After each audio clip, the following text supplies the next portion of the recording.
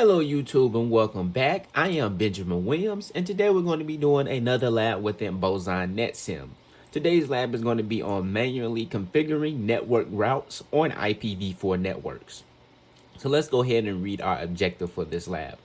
It says similar to default routes, a manually configured network route is a static route that is used to send packets that are destined for a location that is not listed elsewhere in the routing table. Unlike default routes, a network route defines a specific path for the router to use to send packets that are destined for a specific network, not any unknown network. By default, a static route is considered less trustworthy than a route to a network that is directly connected to the router and more trustworthy than a route that has been learned dynamically. One use for a static route might be to enable an ISP router to communicate with hosts inside a corporate network. In this lab, you will learn to configure network routes on Cisco routers and layer 3 switches. So let's take a look at our topology. We can see we have an internet cloud starting up at the top. We have two routers connecting up into that internet cloud via a serial connection. From there, router 1 has its distribution layer switch. And then it also has its access layer switch with two PCs connected down. So we have the total 3-tier architecture that we're looking at. And router 2 has a similar network topology. Okay, so let's read the commands that we have for this lab. We have configure terminal, which enters global configuration mode from privilege exec mode. We have enable, which enters privilege exec mode. We have end, which ends and exits configuration mode. We have exit, which exits one level in the menu structure. We have IP route, and we define the destination prefix, the destination prefix mask, and then we can specify either an IP address or an interface type. And then we can also include a optional IP address as well. And this establishes a static route. We have ping IP address, which sends an ICMP echo request to a specified address. And then we have show IP route, which displays the IPv4 routing table. All right, so we have our IP address table, which basically shows all of our IP address information for each device. So we can definitely refer back to this chart if need be during the lab for documentation purposes or just to troubleshoot in general. Okay, so let's go ahead and get into this lab. I'm going to keep the topology over here in the top left. We're going to be doing our lab ratings in the top right, and we're going to be doing our device configuration down here at the bottom like we usually do. All right, so let's go ahead and get into the task on this lab. It says task number 1, manually configure network routes on Cisco routers. It says in this task, you will manually configure and test network routes on Cisco routers. All right, so it says from router 1, attempt to ping IP addresses of 192.0.2.1, 192.0.2.2, and 192.0.2.3, which are IP addresses that exist somewhere on the internet in this lab. Do the ping succeed? All right, so let's go. We're all R1 now. So let's try to do those pings. And we can see R1 right here in our topology. So we're trying to ping up to an address that is on the internet. All right, so let's try it. Let's do a ping to 192.0.2.1. Can we ping that address on the internet? We cannot. We're getting periods. So that first address on the internet is not reachable on router 1. So we may need to check our routing table to get more information about why. Okay, let's try this next address, 192.0.2.2. It is also giving us periods, and that is also located on the internet. So we're not able to ping that IP address. And let's try to ping 192.0.2.3. That is the next IP address that Boson wants us to try to ping on the internet. And that ping is also unsuccessful. Okay, so none, it looks like, yeah, so it went on ahead and failed on all 5 pings. So we know that all of these IP addresses on the internet are not reachable from R1. So let's figure out why. It says number 2, it says on router 1, display the routing table. There's a path to the 192.0.2.0 network exists. So let's go on R1 and figure it out. Let's do a show IP route. Let's check out our routing table. So we have different networks, but if we look closely at all of these networks, I do not see a 192 .0.2.0 network prefix anywhere in this routing table. And because we do not have a route to that network, we will not be able to ping that network, okay? So number 3, it says similar to a default route configuration, you can configure either a local outbound interface or a next hop IP address as a destination when configuring a network route. What extra step does a router perform if you configure an interface as the destination? Well, if you're doing a route, if you're defining a route within a router and you specify the exit interface, that exit interface is going to have to do ARP each time it has to reach a destination address. But if you specify the next hop, then ARP doesn't have to be done for every destination. So if you only specify the interface, ARP has to be done every time, and then on your router, the ARP cache is going to fill up very fast. So it's smarter to specify the outbound next hop interface instead of the outbound interface itself, okay? So number 4, it says on router 1, configure a network route to the IP address of 192.0.2.1 alone through the interface that connects R1 to the internet. What subnet mask do you use and why? All right, so let's do this first so we can see the interface. Well, we can see the interface that is connected up to the internet. We can tell it's the 001. All right, but let me just confirm. Let me see if I can confirm. Let's do a show CDP neighbor right quick. And yeah, it's the 001 interface that connects up to the internet. All right, so I just wanted to know that interface because we're going to have to specify that interface in this network route that we're about to put into the router, okay? So let's do a configure terminal, and let's do an IP route to 192, oops, if I can type right, 192.0.2.1, and it wants us to do this network alone, so we want to do a destination prefix of 255.255.255.255/32, and then we want to specify that serial 01 interface as the exit interface. And then we're going to hit enter there. All right. So number 5. Oh, first it asked us a question too. It said, what subnet mask did we use and why? We used a /32 subnet mask. And that is because it wanted us to only specify this address alone. No other network, just this address alone. So we did a /32. All right. So number 5, it says on router 1, display the routing table. What new entries do you notice there? So now if we go back to router 1, if we remember, this was our routing table from before. So we did not have a static route, but we should have one now. So if we do a do show IP route, we can see that this static route now exists in our routing table, and we just configured that static route. It's the address to 192.0.2.1. We can see that it was a static route by its administrative distance of a 1, and we can see the exit interface. All right. So number 6, it says from router 1, attempt to ping the IP address 192.0.2.1. That one should succeed because we just configured that network, 192.0.2.2 and 192.0.2.3. So these last two addresses we should not be able to ping because we did not specify those. So on router 1, let's do an in and let's do a ping to 192.0.2.1, and this one should succeed, and it does. Let's do 192.0.2.2. This one should not succeed because we do not have a route to that network inside of our routing table. So these are all failing. And let's try it for 192.0.2.3, and these should fail as well. Yep, they're failing because we do not have a address in our routing table. All right. So number 7, it says on router 1, remove the network route you manually configured. All right, so let's do that first before we get too far into the reading.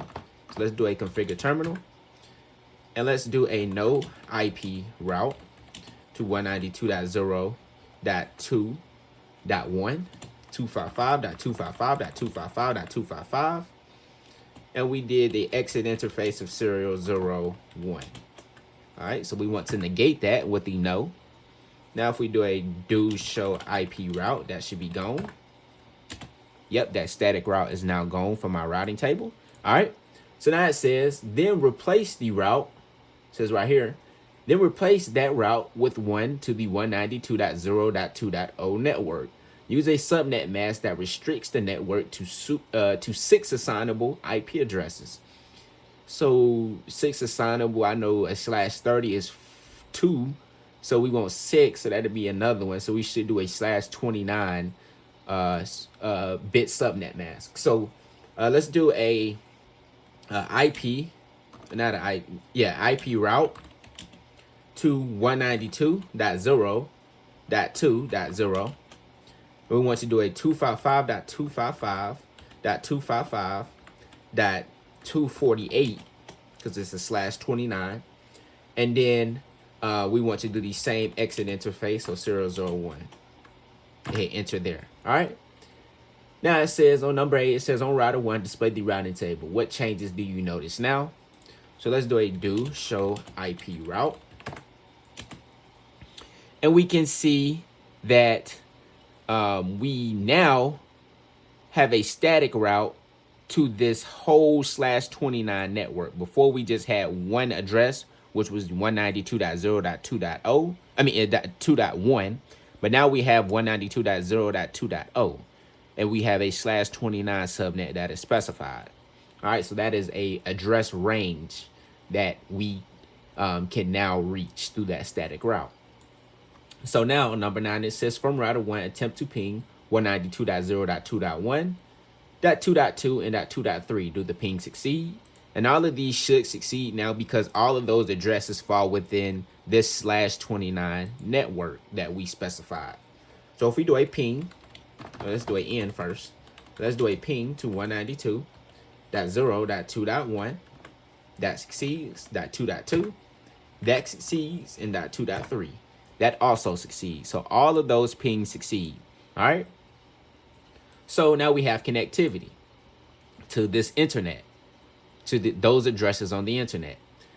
And we know that the internet also has a route back to us because those pings wouldn't succeed. It has to be two-way connectivity. All right. So now it says from router 2, attempt to ping the IP addresses 192.0.2.1, .2.2, and .2.3. Do the ping succeed? So let's go over to router 2 now. It probably has the same configuration that R1 originally had. That's the way Boson usually does it. But let's do a ping to 192.0.2.1. And yep, those are failing. And we can check router 2's routing table if we need to after this to figure out why we cannot ping these networks on the internet. Of course, router 2 is right here, and it connects up to this internet connection. These pings are also failing for this address. And let's try the last address on the internet. And those pings are failing. Well, yeah, 2 of them, 3 of them, 4 of them. And the last one should fail as well. All right. So now it says 11. It says on router 2, display the routing table. Does a path to 192.0.2.0 network exist? So let's do a show IP route. And let's take a look at our routing table. And if we breeze by all of these networks that we see over here, we do not see anything that specifies a network address to 192.0.2.0. All right, we do not see that in this routing table. So that is why all of those pings fail. So number 12, it says on router 2, configure a network route to 192.0.2.0/29 network through the next hop IP address that connects to the internet router on router 2. It says, how does this command differ from the one you issued on router 1? Well, this command is going to differ because we're specifying the next hop. On router 1, we specified the exit interface. So on router 2, we're doing the next hop. And as a result, this will be more, this is a better configuration that we're going to do on router 2 because ARP only has to happen one time. But every destination prefix that is specified on R1, ARP has to occur. So R1's ARP cache is going to be really large compared to R2's because of this minor configuration that we're making on router 2. All right. So now let's go ahead and do this. Let's do a configure terminal. And let's do a IP route to 192.0.2.0 slash 255.255.255.249 248, I'm sorry, for a slash 29. And we want to specify the next hop of 203.0.113.5. All right, and let's hit enter there. All right, that looks good.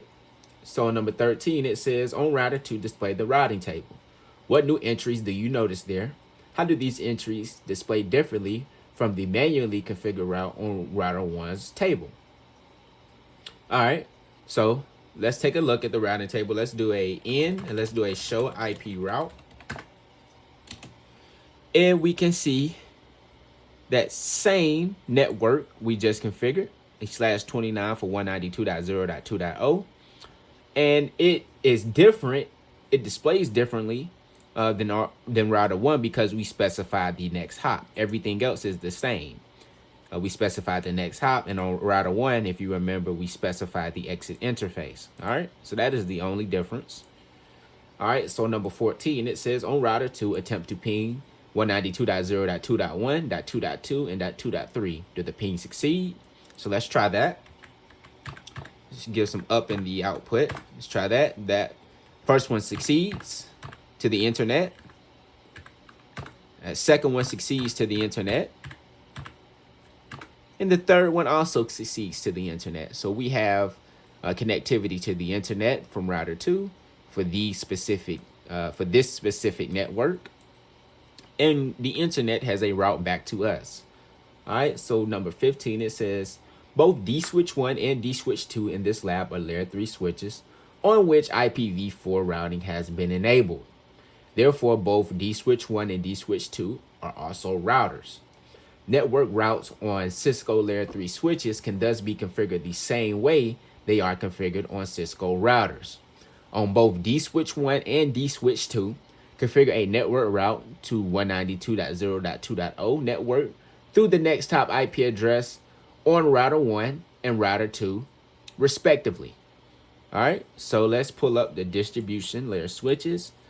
And these are layer 2 capable, but they are also layer 3 capable because we enabled IP routing to make them a multi-layer switch.